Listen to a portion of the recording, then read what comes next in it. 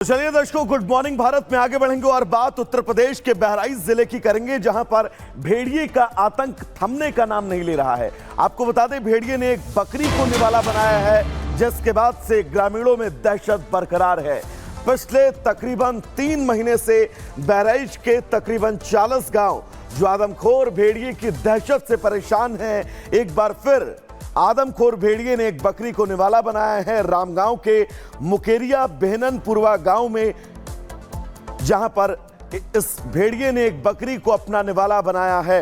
लगातार छठे आदमखोर भेड़िए की तलाश वन विभाग की टीमें कर रही हैं। जंगलों का, खेतों का चप्पा चप्पा छाना जा रहा है, लेकिन अभी तक छठे आदमखोर भेड़िए को लेकर कोई बहुत बड़ी कामयाबी, कोई बहुत बड़ा क्लू जो है वो वन विभाग को नहीं मिला है।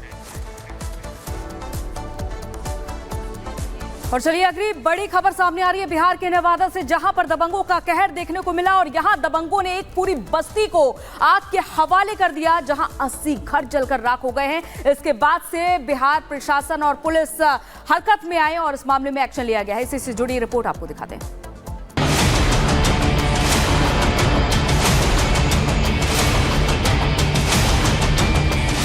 धू-धू कर जलते ये मकान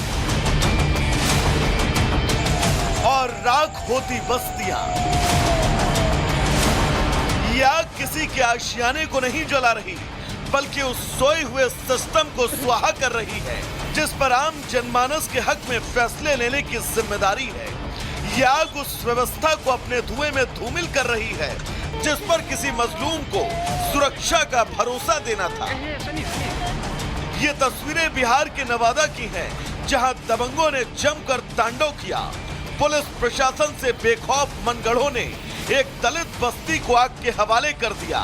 अग्निकांड इतना भीषण कि देखते ही देखते इस आग के गाल में 80 से ज्यादा घर समाते चले गए। गनीमत रही कि आगजनी की इस घटना में कोई जनहानि नहीं हुई। घटना बड़ी है तो सवाल उठना भी लाजमी था। तेजस्वी यादव ने सीधा वार सुशासन बाबू पर कर डाला और बिहार सरकार को महाजंगल राज घोषित कर दिया। तेजस्वी ने पोस्ट करते हुए लिखा, महाजंगल राज, महादानव राज, महाराक्षस राज। नवादा में दलितों के 100 से ज्यादा घरों में आग लगाई गई।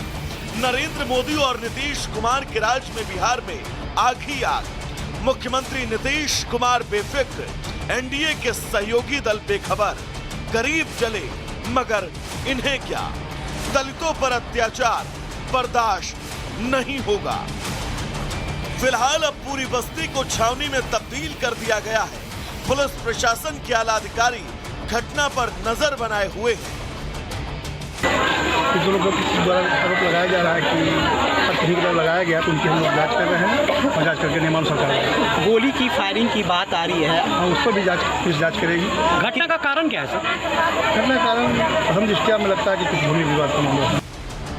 शुरुआती जांच में पूरा मामला जमीन विवाद से जुड़ा बताया जा रहा है, लेकिन यहाँ सवाल उठता है कि आखिर वो कौन लोग हैं जिनकी हिम्मत इतनी बढ़ जाती है कि वो एक साथ इतने घरों को आग के हवाले कर देते हैं। सवाल ये भी कि बिहार में जिस सुशासन के दम पर नीतीश बाबू सत्ता पर काबिज हुए थे, क्या 15 साल बाद उनके दावों में कुछ ढील पड़ चुकी है, या फिर दबंगों के मन में प्रशासन का खौफ खत्म हो चुका है। ब्यूरो रिपोर्ट और रिपब्लिक भारत। तो चलिए अब आगे बढ़ेंगे और बात राजस्थान के दौसा से आ रही एक महत्वपूर्ण खबर की करेंगे। दरअसल दौसा में एक 2 साल की बच्ची जो है वो बोरवेल में गिर गई, जिसके बाद लगातार शासन प्रशासन की बड़ी टीम इस वक्त स्पॉट पर मौजूद है। रेस्क्यू ऑपरेशन जारी है और पूरी कोशिश यही है कि इस बच्ची को जल्द से जल्द बोरवेल से बाहर निकाला जाए।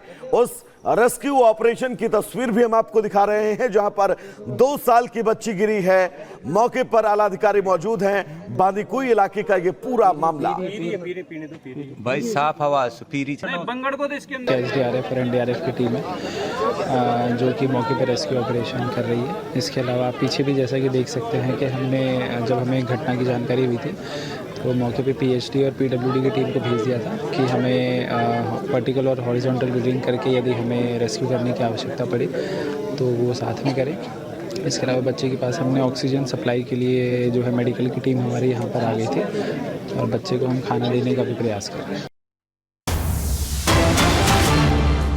और ये बड़ी खबर सामने आ रही है, दौसा में तेजी से राहत बचाव कार्य जारी है और 30 फीट की खुदाई पूरी कर ली गई है। पाइपलाइन डालने का काम जारी है और 35 फीट की गहराई में बच्ची फंसी हुई है, यानी कि 30 फीट तक खुदाई पूरी कर ली गई है। बच्ची की हालत फिलहाल ठीक बताई जा रही है, लेकिन अब ये राहत बचाव कार्य दौसा में जो ये हादसा हुआ है, बोरवेल में बच्ची गिरने के बाद से तेजी से राहत बचाव कार्य जारी। तस्वीर में अब आपको दिखा रहे हैं जहां ये बच्ची 35 फीट गहरी खाई में जा गिरी है और इसके बाद लगातार खुदाई जारी है और 30 फीट ये गुथाई कर ली गई है और पाइप डालने का काम लगातार जारी है। तो इस बच्ची को बचाने का प्रयास किया जा रहा है ताकि समय रहते इस बच्ची को बचाया जा सके।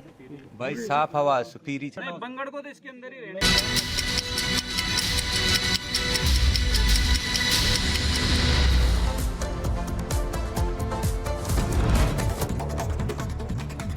जम्मू कश्मीर के दौरे पर रहेंगे पीएम मोदी। श्रीनगर में रैली को करेंगे संबोधित। 30,000 से ज्यादा पार्टी कार्यकर्ता होंगे शामिल। जम्मू के कटरा भी जाएंगे प्रधानमंत्री मोदी। स्पोर्ट्स स्टेडियम में लोगों को करेंगे संबोधित।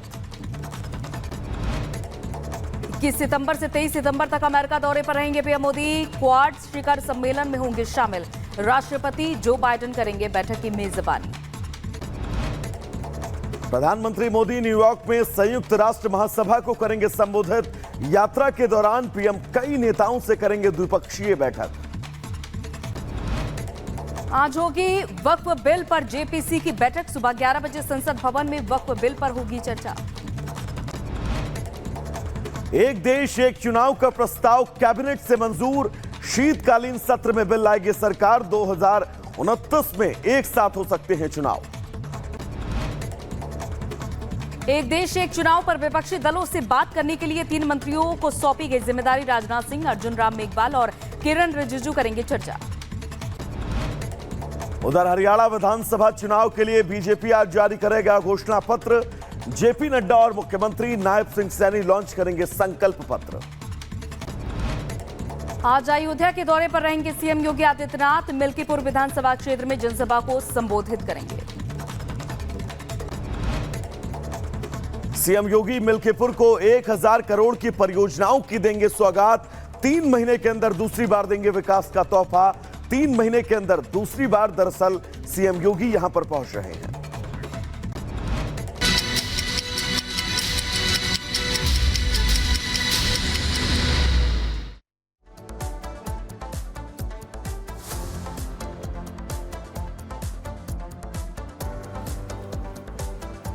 और अगली खबर मध्य प्रदेश से है, जहां सोशल मीडिया पर किए गए कमेंट के बाद से मुस्लिम समुदाय नाराज हो गया। देखिए रिपोर्ट। ग्वालियर के आपागंज इलाके में बुधवार को अचानक तनाव बढ़ गया। वजह थी सोशल मीडिया पर किया गया एक आपत्तिजनक कमेंट। ग्वालियर के आपागंज इलाके में रहने वाले शख्स मनीष बाथम पर आरोप था कि उसने इंस्टाग्राम पर आपत्तिजनक धार्मिक कमेंट किया था। इस कमेंट को लेकर मुस्लिम समाज नाराज हो गया और थाने का घेराव भी किया। उनकी मांग थी कि आरोपी को तुरंत गिरफ्तार किया जाए। मामला तूल पकड़ते देख पुलिस ने कार्रवाई की और कमेंट करने वाले को हिरासत में लिया। इस प्रकार का एक आवेदन थाना प्राप्त हुआ है। उन्होंने उस कमेंट्स का स्क्रीनशॉट भी प्रस्तुत किया है, हमने उसका अवलोकन किया है, तो उस पर हम एफआईआर दर्ज कर रहे हैं और अग्रिम कार्रवाई करेंगे। हालात को देखते हुए पुलिस ने फ्लैग मार्च निकाला और जुलूस निकालने की तैयारी कर रहे लोगों को वापस घर भेज दिया। Bureau report, Republic Bharat.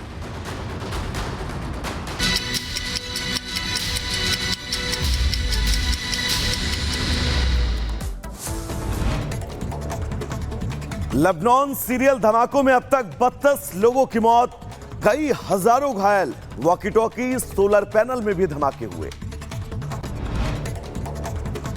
Lebanon serial धमाकों में अमेरिका का किनारा। प्रवक्ता मैथ्यू मिलर ने कहा कि इसमें अमेरिका का कोई हाथ नहीं, अभी हम और जानकारी जुटा रहे हैं। लेबनान के बेरूत में हुए धमाकों का सीसीटीवी वीडियो आया सामने। मोबाइल की दुकान में काम करते वक्त अचानक फटा पेजर, धमाके में दोनों कारीगर बाल बाल बचे। लेबनान में शव की अंतिम विदाई के दौरान फटा वॉकी टॉकी, धमाके के बाद सड़क पर गिरा शख्स, हादसे का वीडियो आया सामने। लेबनान में कार के अंदर लगे वायरलेस सिस्टम में धमाका, धमाके के बाद कार में आग, कार पूरी तरह जलकर खाक। लेबनान के बेरूत में हॉस्पिटल की पार्किंग में मिला विस्फोटक, सेना ने बम को किया डिफ्यूज, लोगों ने ली राहत की सांस।